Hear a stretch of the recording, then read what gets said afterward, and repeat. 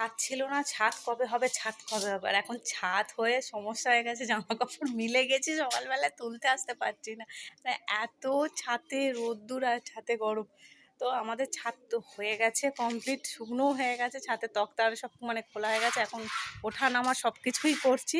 আর ওই যে ওখানে দেখো একটা দড়ি টাঙিয়ে দিয়েছে বাপি, তো একটা ওখানে জামা কাপড় মেলার জন্য হয়। আর উপরন্ত টিনের যে স্ট্রাকচারটা, এই যে দেখো পুরো স্ট্রাকচারটা তৈরি হয়ে গেছে। ওরে বাবারে প্রচুর রোদ। তো ভালো করে তোমাদের সঙ্গে ছাদটা শেয়ার করব, মানে ঘুরিয়ে ফিরিয়ে দেখাবো আর কি, যে কীরকম হয়েছে না হয়েছে। আর এইটা দেখো ভেতরে চিলেকোঠা, এই টিনটা। আর এই টিনটা ছিল আমাদের উঠোনে যে স্ট্রাকচারটা ছিল সেটাকেই তুলে মানে খোলা হয়েছিল, সেইটাই দিয়েই এই স্ট্রাকচারটা হয়েছে। আর এই যে এখন সিঁড়ি ঘরে, আর এই যে সিঁড়ি। তো চলো তোমাদেরকে পুরোটা ভিডিও করে দেখাবো, সময় হচ্ছে না এখন, মিস্ত্রি যেহেতু কাজ হচ্ছে তাই দেখাতে পারছি না।